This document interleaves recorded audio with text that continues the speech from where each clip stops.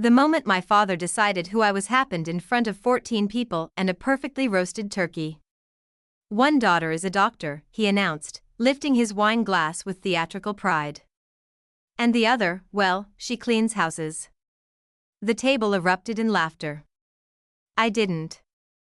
My daughter, 8 years old and small enough that her feet didn't reach the floor, leaned into me and whispered, "Mom, is that bad?" That question split something inside me that had been cracking for years. But I didn't answer her. Not yet. Because to understand why that moment mattered, why it ended my relationship with my father forever, you have to go back 6 years.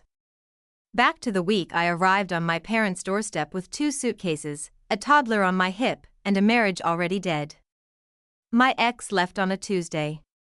By Wednesday the bank account was empty. By Thursday divorce papers were filed. By Friday I was standing in my childhood driveway wondering how a life could collapse so completely in 4 days. My father opened the door, took in the luggage, the crying child, the wreck of me. "There's space in the back cottage," he said. "Temporary. No hug. No are you okay. Just terms." The cottage was barely larger than a garage, 1 bedroom, a kitchenette, a shower that ran cold after 4 minutes, but it was on his land, and I had nowhere else to go. So I moved in and told myself this was just a reset, not a return. Within a week I was knocking on doors offering to clean. $15 an hour. Cash. I scrubbed bathtubs in houses with marble countertops and walk-in closets bigger than my entire cottage. I folded laundry for women who apologized when they stepped over me, and I smiled like dignity was optional. That same month my older sister finished medical residency. My parents hosted a celebration dinner for 20 guests. I arrived late, bleach still drying on my hands from a last-minute job across town. Dad stood at the head of the table and said loudly enough for everyone to hear, "Sorry she's late, she was cleaning someone's toilet." Laughter again. That was the first time he turned my survival into a punchline. It wouldn't be the last. Growing up, my sister was the investment. SAT tutors, campus tours, tuition checks written without hesitation. When she got into medical school, Dad refinanced the house to help pay. When my turn came, he sat across from me at the kitchen table and said, "Community college is enough for someone like you." Someone like you. I still hear it sometimes when the room is quiet. So yes, by the time he stood at Thanksgiving years later and called me the maid, the script was already written. What he never realized was this. While he was laughing at what I did to survive, I was quietly building the life that would destroy his version of me. The cottage sat behind my parents' main house like an afterthought. From the kitchen window you could see it clearly, a squat rectangle of faded siding and a sagging porch light that flickered whenever the wind shifted. Growing up, I'd always thought of it as storage. Overflow space. Somewhere old furniture went to wait out the years. I never imagined it would become my home. The first night Lily and I slept there, she cried until her voice went hoarse. She kept asking where Daddy was, why her bed looked different, why the walls smelled funny. I held her until she finally collapsed against my chest, her damp curls sticking to my arm. After she fell asleep, I lay awake staring at the ceiling, listening to the main house. Cutlery clinking. My parents' television. Laughter drifting across the yard. They were 20 steps away. I had never felt further from them in my life. By Monday morning I started knocking on doors. I printed flyers at the library, house cleaning, reliable, references available. I didn't have references yet, but desperation counts as optimism in disguise. I walked neighborhood streets with Lily in a stroller, sliding papers under doors while she kicked her shoes against the footrest. The first woman who hired me lived in a 2-story brick colonial with white columns. I remember the smell of lemon polish and the way she kept saying, "You're a lifesaver," while stepping around me as I scrubbed her shower grout. I earned $60 that day. I cried in the car afterward, not because it was degrading, but because it meant we'd eat. Work spread fast in a small town. Within months I had regular houses every week. Kitchens on Tuesdays. Bathrooms on Thursdays. Deep cleans before holidays. I learned which surfaces streaked, which clients tipped, which ones watched silently from doorways like I might pocket their silverware. And every night, I returned to the cottage. Dad never came back there. Not once. If he needed to speak to me, he called or waited until I walked up to the main house for Sunday dinner. Mom came sometimes with leftovers, standing just inside the door like stepping further might acknowledge this was real life now. Meredith visited once. She stood in the middle of the room, taking in the narrow bed, the toy basket, the thrift store couch. She hugged me too tightly and said, "You're so strong," in the careful voice people use around tragedy. Then she went back to her world of clinics and conferences and colleagues who called her doctor. I stayed in mine. A year passed. Then 2. Cleaning stopped being temporary. It became identity, at least in my father's eyes. Every holiday he introduced us the same way, Meredith the physician, me, the one who helps people keep their homes nice. Laughter followed like punctuation. I learned to smile through it. To shrink my work into something safe for their pride. To accept that in this family, success had a very specific shape, and I didn't fit it. But something else was happening too. Inside the houses I cleaned, I started noticing patterns. Empty mansions owned by people who visited twice a year. Broken systems no one managed properly. Keys left with neighbors. Contractors unsupervised. Expensive properties treated like storage units for wealth. They needed more than cleaners. They needed someone who understood the details. I didn't know it yet, but every floor I mopped was an education. Every pantry I organized was research. And every time my father laughed at my job. He was unknowingly funding the apprenticeship that would eventually cost him everything. The idea didn't arrive like lightning. It crept in quietly, disguised as irritation. I was standing in the kitchen of a vacation estate 3 miles outside town, staring at a sink full of dishes that hadn't been touched since the owners left 6 months earlier. Dust filmed the countertops. The fridge hummed around expired food. A contractor had been there recently, I could tell from the boot prints, but no one had cleaned after him. The house was worth more than my parents' entire street. And it was being managed like a storage locker. I remember thinking, if this were mine, it wouldn't look like this. That thought stuck. Over the next year, I started noticing it everywhere. Lake houses with burst pipes because no one checked in winter. Rental properties left unprepared for guests. Landscapers coming the wrong day. Cleaners arriving without keys. Owners calling neighbors from 3 states away trying to coordinate repairs. Everyone had money. No one had oversight. And suddenly I understood something obvious that no one had bothered to connect. These homes didn't just need cleaning. They needed management. I didn't tell anyone at first.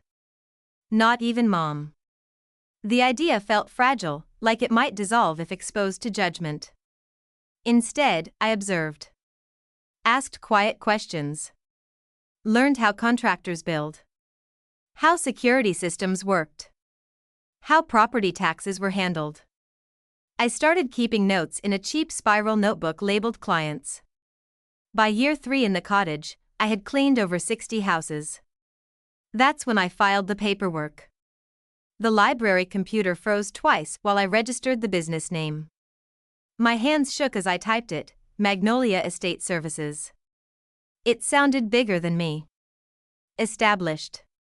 Legitimate. Exactly what I wasn't yet. But I printed business cards anyway. Dark green background. White magnolia flower. My phone number beneath. I gave the first card to a woman whose lake house I'd cleaned for months. I said carefully, if you ever need someone to check the property between visits. I do that too. She hired me the same week.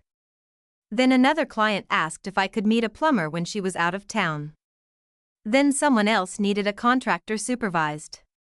Then someone wanted groceries stocked before arrival. I said yes to everything and figured it out later. Within 6 months I had 3 properties under monthly contracts. It still looked like cleaning from the outside. I still scrubbed sinks and vacuumed carpets. But behind the scenes, something had shifted. I wasn't just labor anymore. I was oversight. I told Mom one afternoon while she was chopping vegetables. I signed 3 management clients, I said, trying to keep excitement from spilling over. I'm building something. She nodded politely. That's nice, honey. Meredith just got invited to speak at a conference in Boston. That was the entire conversation. I stood there holding my phone with the contracts open on screen and felt something inside me settle into clarity. Not anger, not even hurt. Understanding. Nothing I built would ever register in this house. I could run an empire from the cottage and my father would still introduce me as the girl who cleaned bathrooms. That night, after Lily fell asleep, my phone rang. Unknown number. Local area code. I almost ignored it. Hello? A woman's voice answered, warm and direct. Is this Thea? Yes. This is Gloria, she said. Your father's sister. And I think we should talk. I went very still. In my family, Gloria wasn't just estranged. She was erased. In my family, my father didn't have a sister. At least, that's how he told it. Growing up, I'd heard her name exactly once, whispered by my grandmother during an argument I wasn't meant to overhear. After that, silence. No photos. No stories. No holiday cards.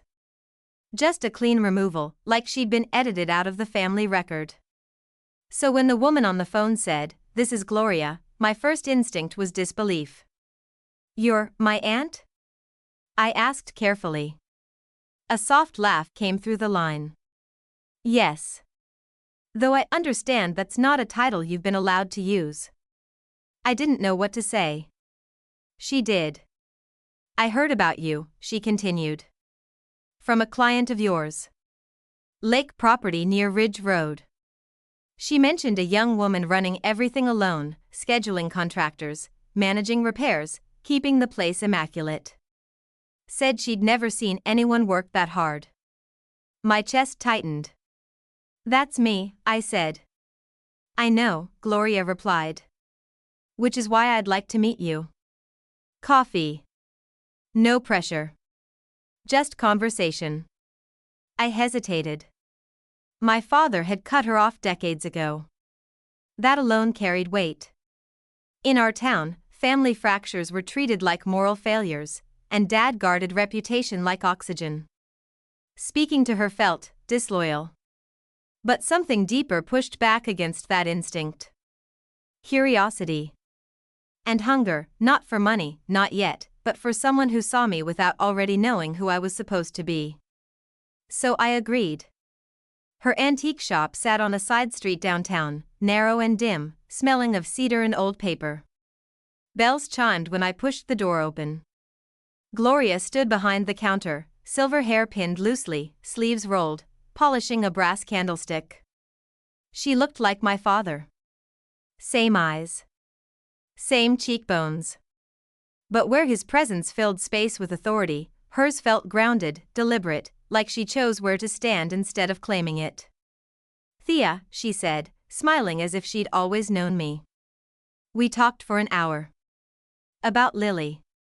About the business. About managing properties in a town full of absentee owners. She asked sharp, practical questions, margins, contracts, staffing, the kind no one in my family had ever asked me. Not once. Then she set down her coffee cup and said, very simply, I want to invest in you. I blinked. What? 15,000, she said. Not a loan. Equity. You're building something real, and someone should have backed you years ago. My throat went tight. $15,000 was more than I'd earned in the past 3 months combined. Why? I asked. We barely know each other. She held my gaze. Because I know what it's like to be cut out of a family for choosing your own life. Your father and I disagree on many things, but the biggest is this: he believes worth comes from status. I believe it comes from courage. Silence settled between us. I understood then why she'd been erased. She didn't fit his story. I swallowed hard. If I take this, he'll find out. He probably will, she said calmly. But this isn't about him. It's about whether you're ready to stop asking permission to exist. That sentence landed somewhere deep and permanent. I took the money. And with it, unknowingly, I stepped across a line my father had drawn decades earlier, the line between the child he controlled and the woman he couldn't. $15,000 doesn't sound like much in the world my father respected. But in mine, it was oxygen. I hired 2 part-time cleaners within a month. Not random help, trained help.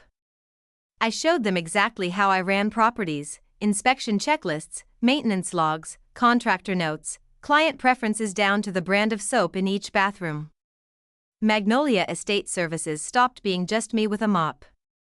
It became a system. For the first time since my marriage collapsed, I slept through the night. Not because life was easy, it wasn't, but because I could finally see forward. Contracts multiplied quietly. 1 lake house became 3. 3 became 7. Owners referred neighbors. Neighbors referred friends. No advertising. Just reliability. By the end of the 2nd year after Gloria's investment, Magnolia managed 8 high-value properties across the valley. I still cleaned when needed, still answered calls at midnight when alarms tripped or pipes froze. But now I also scheduled teams, coordinated vendors, negotiated service rates. I was running a company. My parents never noticed. To them, nothing had changed. I still lived in the cottage. Still arrived at Sunday dinners smelling faintly of detergent. Still accepted leftovers in plastic containers. Dad still introduced me at gatherings as Thea, she helps people with their houses. Laughter. Always laughter. The strangest part wasn't his dismissal anymore. It was the disconnect. I'd walk into his dining room after signing a 5-figure contract and he'd ask if I'd found steadier work yet. I stopped correcting him. Not out of shame, out of clarity.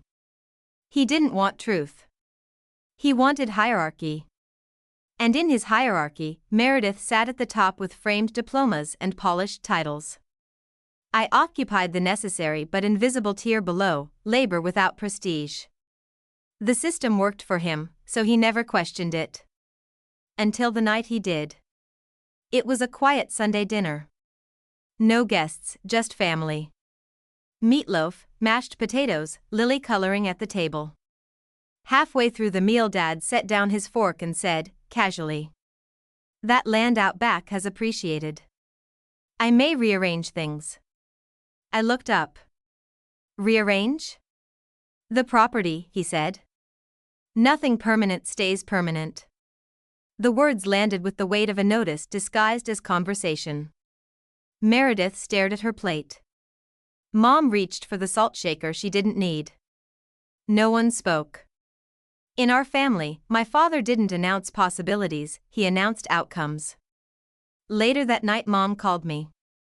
"Someone came to look at the land," she said in a strained whisper. "A developer, I think." "Your father didn't say much." My stomach dropped. "You mean the cottage land?" "Yes, but it's probably nothing." It wasn't nothing. Over the next weeks I started scanning rental listings quietly.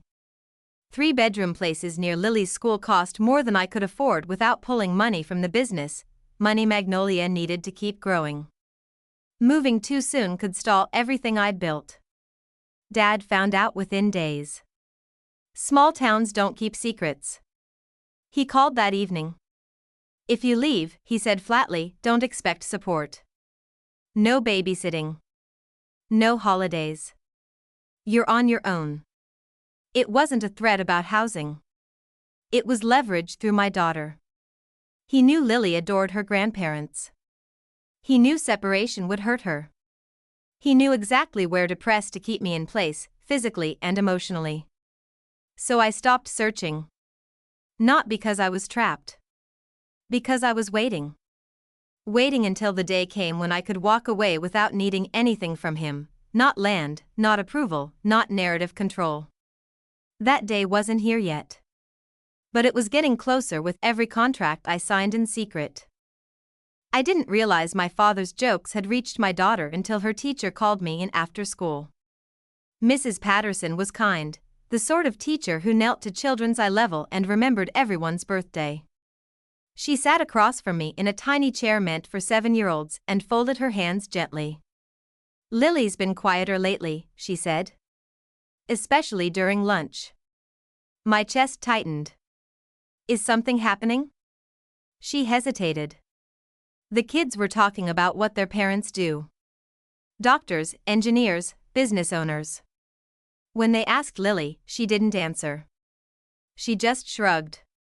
I stared at the classroom wall behind her, construction paper suns and spelling charts, and felt something splinter inside me. "She's a bright child," Mrs. Patterson added softly. But she looked embarrassed. "I thought you should know." Embarrassed. My daughter. 8 years old.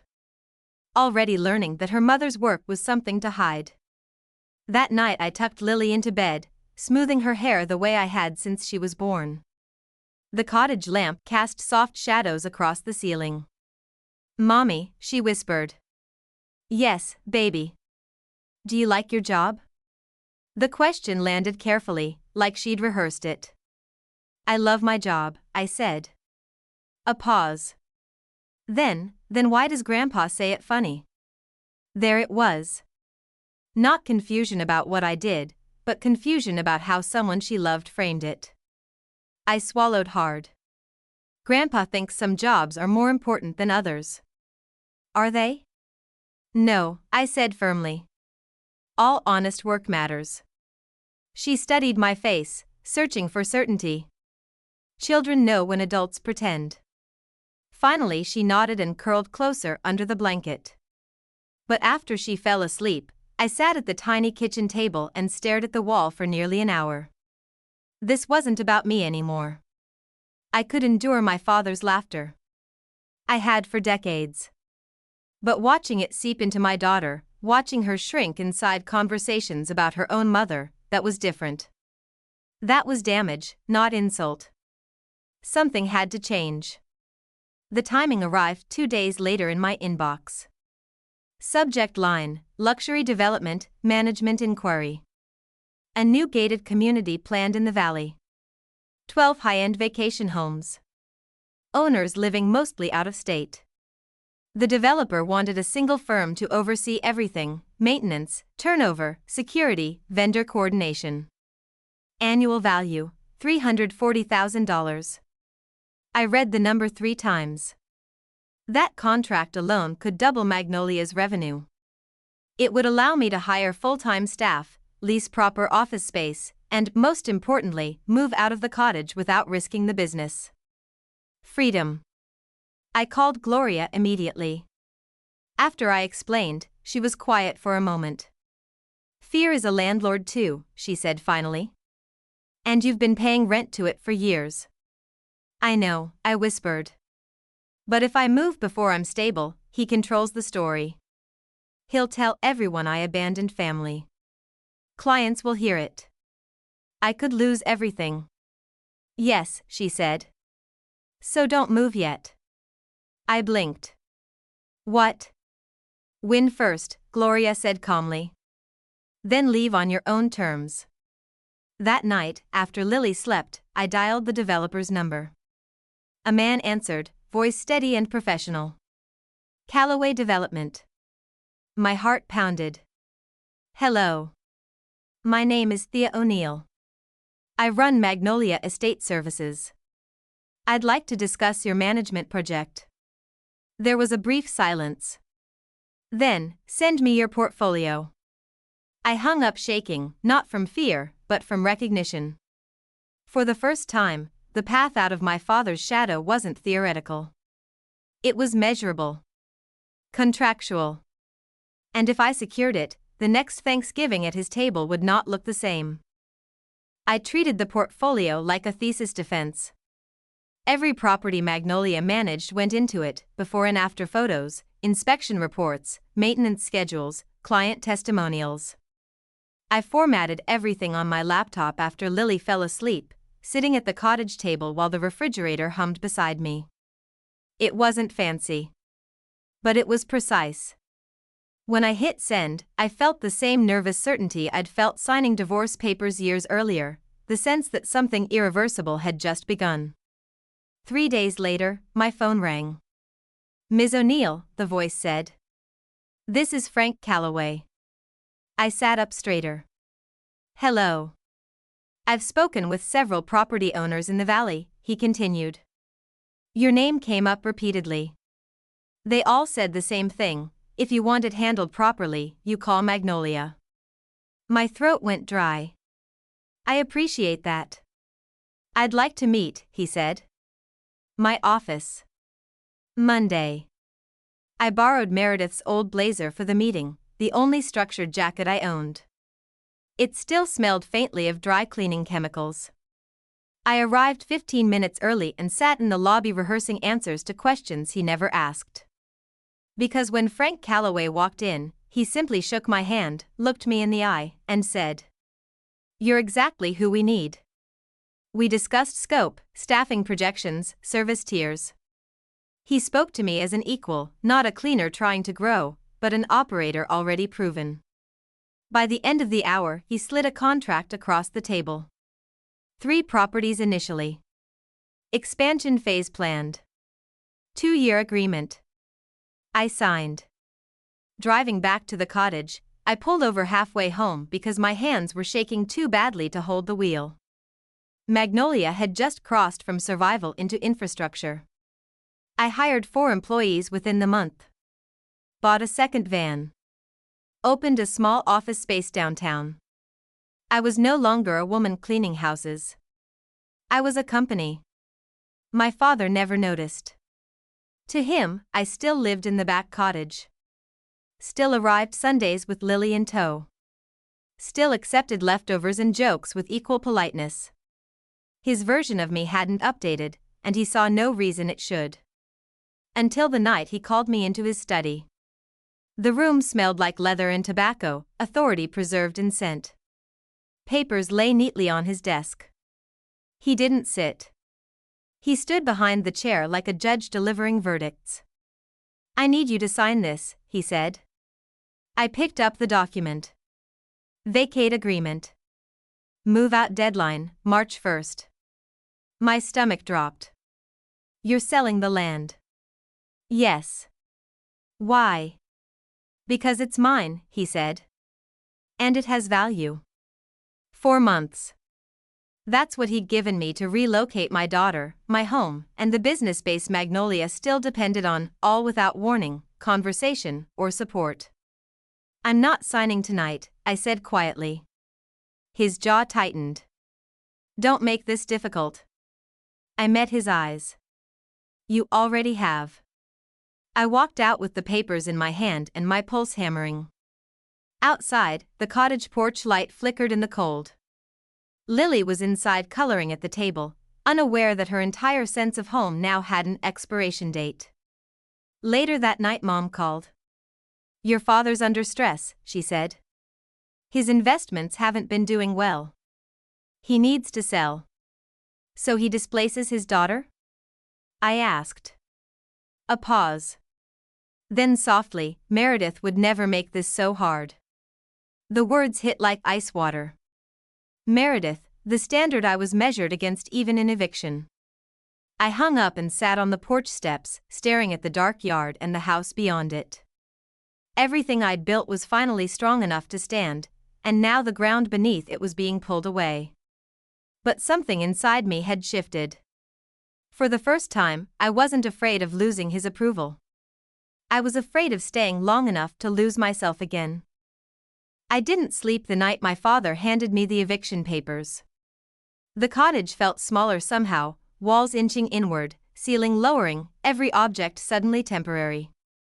Lily slept curled under her blanket, one arm thrown across her stuffed rabbit, trusting in a stability I now knew was an illusion. At dawn I made coffee and reread the document. Legal language. Move-out terms.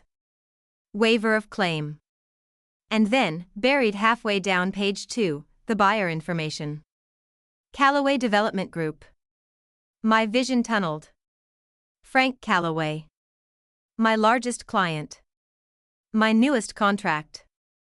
The developer whose portfolio Magnolia had just begun managing, and the man my father had apparently told the cottage was vacant. I sat there in the quiet kitchen, document shaking in my hands, and felt two separate worlds collide with surgical precision. My father thought he was selling empty land. Frank thought he was buying empty land. And I, the daughter living on it, was the missing fact between them. I drove to Gloria's shop the moment she opened. She took one look at my face and locked the front door. What happened? I handed her the papers. She read slowly, eyes narrowing at the buyer line. Then she exhaled once, long and measured. Well, she said, that's spectacular. Spectacular? I whispered. He's selling the property I live on to my own client. And neither of them knows, she said calmly.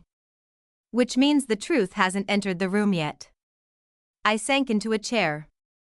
If Frank discovers this, he'll think I hid it. That I manipulated the situation. I could lose the contract. Did you hide it? No.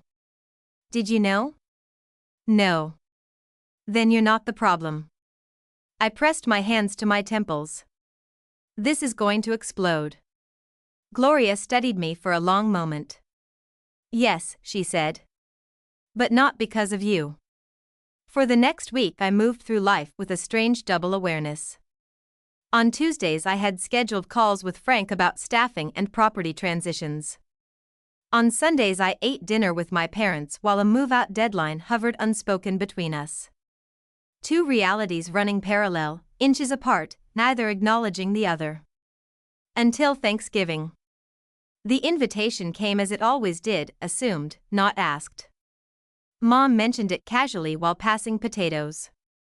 14 guests this year, she said. Your father invited the developer interested in the land. Important impression. My fork froze halfway to my mouth. Who? Callaway, she said. Frank Callaway. The room tilted. I managed, oh. Dad glanced up. Big opportunity. If this sale closes, it secures things nicely. Things.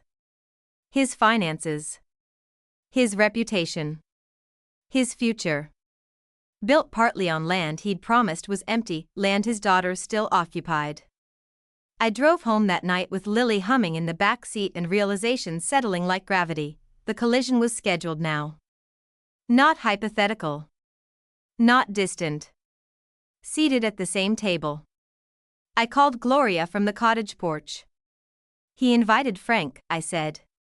A pause. Then a low chuckle. Of course he did. What do I do? Nothing, she said. You don't interfere with truth when it's already walking toward the door. Gloria. I'll handle my part, she added. You handle yours. I didn't ask what that meant. Something in her tone told me plans were already moving beyond me. After I hung up, I looked across the yard at my parents' house glowing warm with light. The same house I'd grown up in. The same yard where my father had taught me to ride a bike. The same man now selling the ground under my child's bed. Thanksgiving was 5 days away. For the first time in 6 years, I wasn't dreading it. I was waiting. Thanksgiving morning always smelled the same in my parents' house, sage, butter, and something sweet baking too long. For years that scent meant tradition. This year it smelled like a stage set before impact. I arrived early, like always.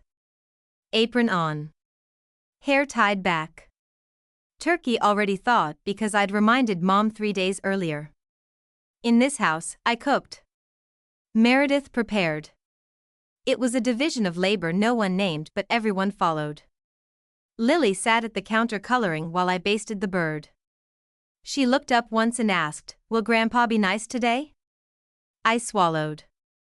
"I'll be right next to you the whole time." Guests started arriving at noon, neighbors, church friends, relatives who appeared once a year and spoke mostly about weather and cholesterol. Dad greeted everyone loudly at the door, performing host, patriarch, success. At 12:30 a.m. black SUV rolled into the driveway. My hands went still inside the sink. Frank Calloway stepped out. He looked exactly as he always did on our video calls, composed, understated, efficient. His wife beside him. My father almost jogged to meet them, laughter already primed. "Frank. So glad you could come." They entered the house together. From the kitchen doorway I watched recognition almost happen, Frank's eyes pausing on me, apron tied, sleeves rolled, hair escaping its knot. Mom swept in quickly. "Oh, that's Thea, our younger daughter. She helps with the house." "Helps." Frank nodded politely. The flicker passed. He moved on toward the living room while Dad launched into a tour of the property, including, inevitably, the land behind it. My land. The cottage. I stood at the sink, water running over dishes I didn't remember washing, and felt something settle deep and calm. Not anger. Not fear. Inevitable gravity. Dinner was served at 2. 14 people around the long table, china plates and folded napkins. Lily beside me, swinging her feet. Frank 3 seats down. My father at the head, wine glass already lifted before anyone had eaten. "I want to give thanks," he began, voice warm and practiced, "for family, for this home, and especially for my Meredith, Dr. Meredith O'Neill Hartley, who makes us all proud." Applause. Smiles. Meredith's polite nod. Then his eyes shifted to me. "And of course Thea," he said, pausing for effect. "One daughter is a doctor, and the other is a maid." Laughter burst around the table. It sounded exactly like every other year. Except this time Lily's hand slid into mine under the table, cold and small. I didn't react. Not yet. I felt Frank's gaze turn toward me, not amused, not dismissive. Curious. Evaluating. Something not fully formed. Conversation resumed. Plates passed. But the air had changed, that subtle pre-storm pressure when something unspoken waits just beneath sound. After the meal Mom stood for her own toast, voice honeyed. "To Meredith, the light of our family." She didn't look at me. She didn't say Lily's name. And then, into the silence after glasses lowered, came the voice that broke everything. "Mommy?" Lily's whisper carried farther than it should have. I turned. "Yes, baby?" Her eyes were wide, confused, searching. "Why does Grandpa say you're just a maid?" Every fork stopped. Every breath held. She swallowed, voice smaller. "Is being a maid bad?" 14 adults froze around a table heavy with food and expectation. My daughter waited for an answer. And for the first time in my life, I knew silence would cost more than truth. 14 people. China plates. Half-eaten pie. And my daughter's question hanging in the center of it all. Is being a maid bad? No one moved. My father's smile had frozen, that polite, social expression he wore like armor. Meredith stared at her wine glass. Mom's lips parted slightly, calculation already flickering behind her eyes. I felt Lily's hand tighten in mine. I could lie. I could deflect. I could protect the illusion like I always had. But something in me, something that had been bending for years, finally reached its limit. I set my napkin down. No, I said gently. Being a maid isn't bad. Lily blinked. Then why? Because, I continued, voice steady in a way that surprised even me, some people use words to make others feel small. And that's what's bad. The silence shifted. No longer polite. Now sharp. Dad cleared his throat. Thea, that's enough. I looked at him, really looked. At the man who had taught me to read, to ride a bike, to tie knots. The same man who had spent 6 years shrinking me in public so Meredith could shine brighter by comparison. No, I said quietly. It's not.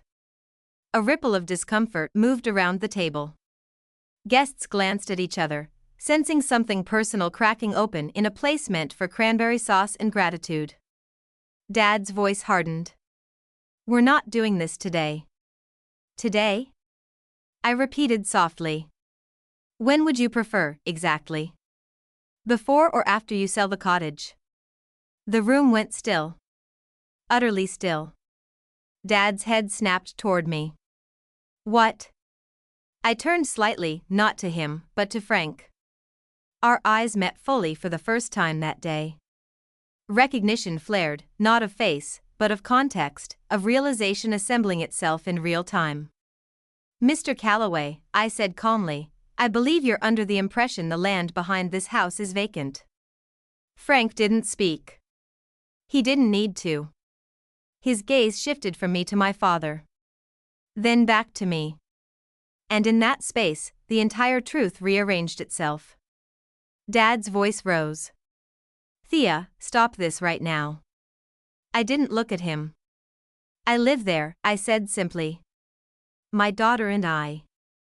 We have for 6 years. A collective intake of breath moved through the table like wind through dry leaves. Frank leaned back slowly in his chair.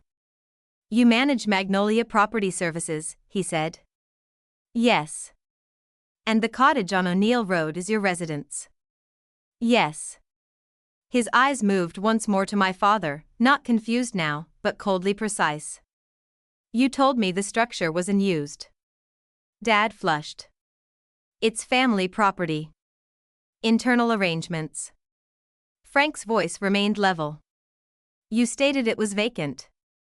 Mom cut in quickly, laughter brittle. Oh, Frank, families have such complicated. He raised a hand slightly. She stopped. The authority shift was immediate. Irreversible. Frank looked at me again. You did not disclose this. I didn't know about the sale, I said. I received eviction papers last week. The word landed like dropped glass. Eviction. Dad pushed back from the table. This is ridiculous. She's exaggerating.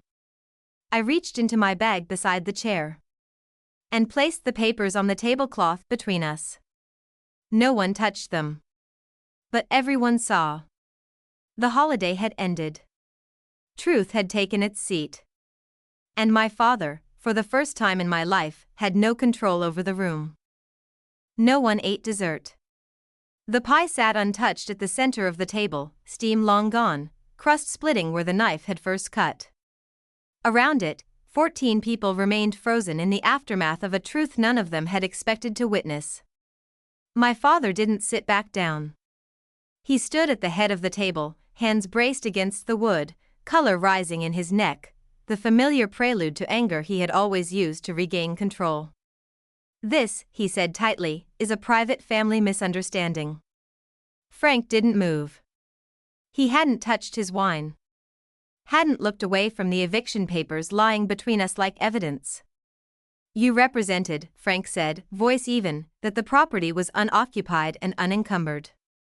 Dad laughed, sharp, dismissive. She's my daughter. She stays there occasionally. That's hardly. I live there, I said. He ignored me. Frank's gaze shifted slightly. Does she pay rent? The question landed with surgical precision. Dad hesitated. That was enough. Frank nodded once, decision forming in plain sight. Then she is a tenant.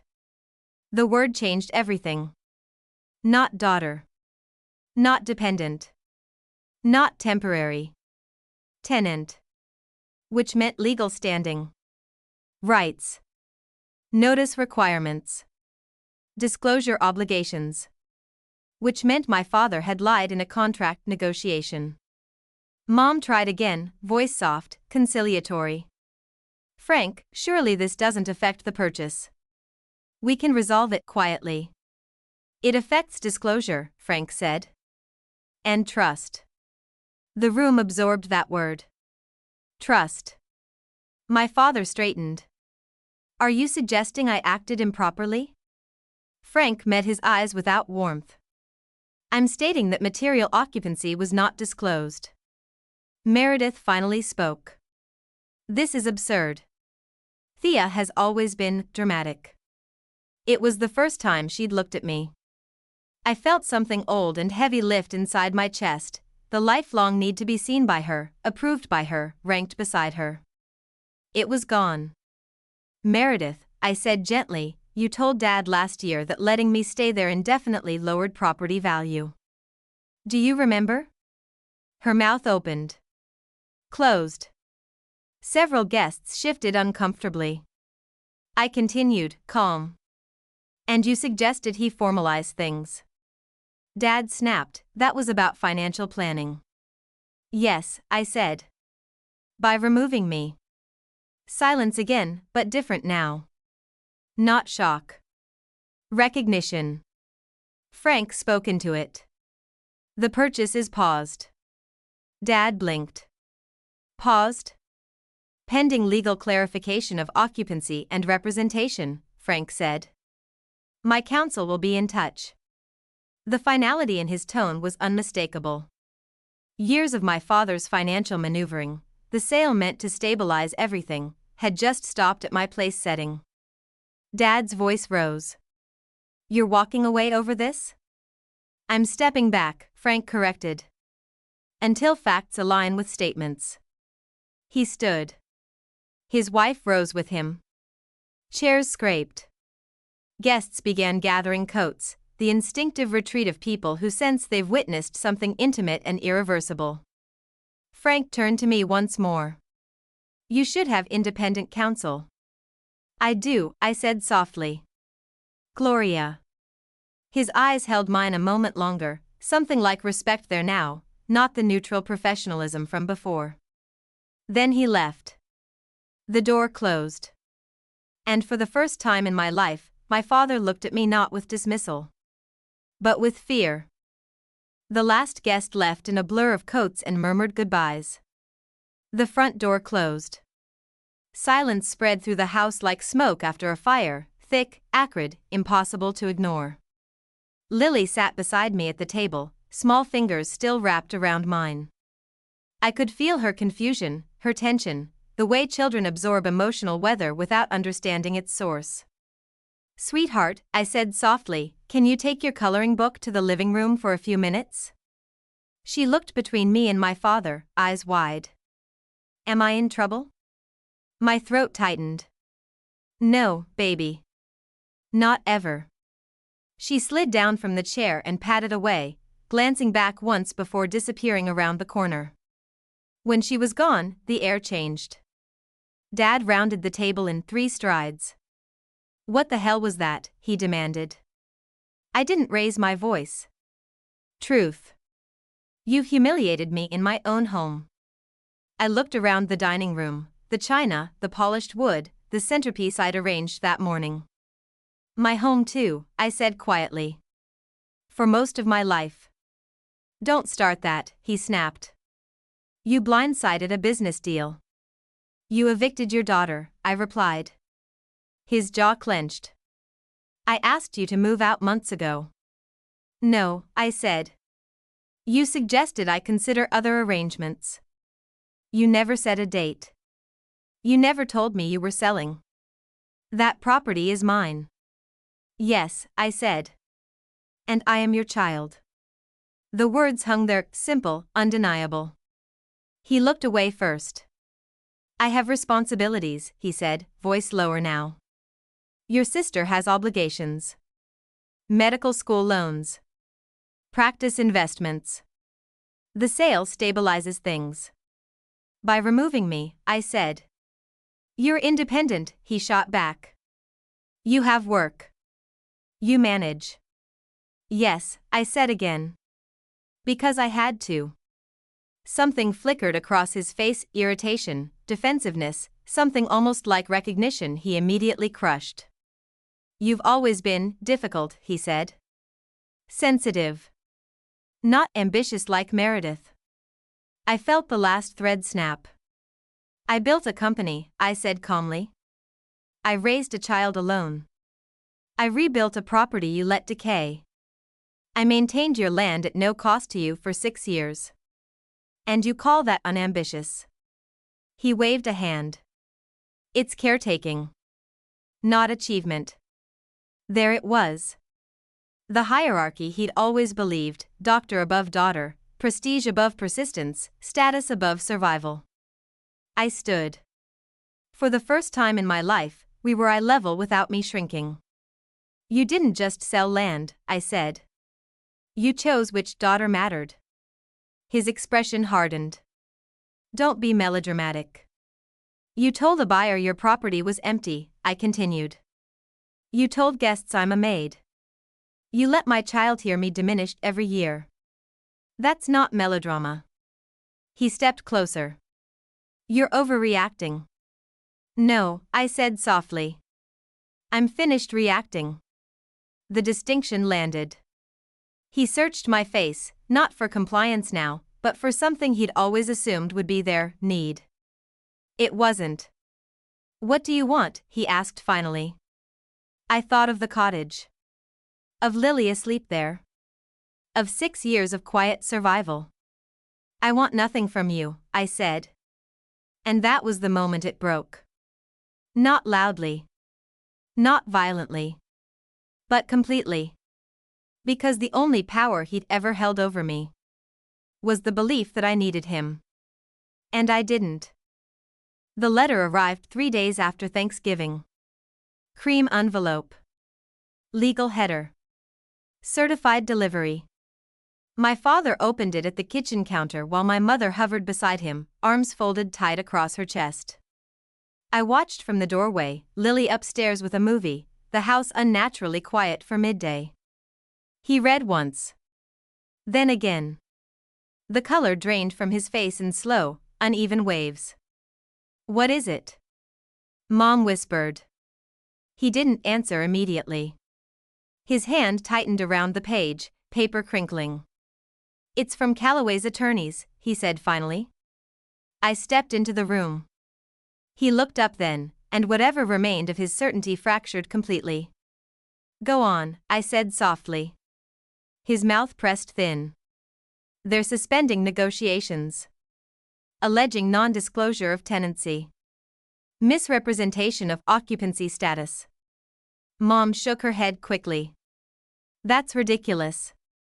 You explained. They're also requesting documentation, he continued, voice rough now, of eviction notice compliance with state tenancy law. The words hung heavy between us. Because the truth was simple, he hadn't followed it. No formal lease. No proper notice period. No tenant relocation provisions. Just an assumption that family meant control. Mom turned to me, eyes sharp. You told them. I held her gaze. I told the truth when asked. You ruined this sale. No, I said quietly. He did. Dad slammed the letter onto the counter. Enough. This is escalating unnecessarily. Yes, I said. Because contracts matter. You're my daughter. And your tenant, I replied. The distinction hit like a physical thing. He paced once across the tile. This can still close.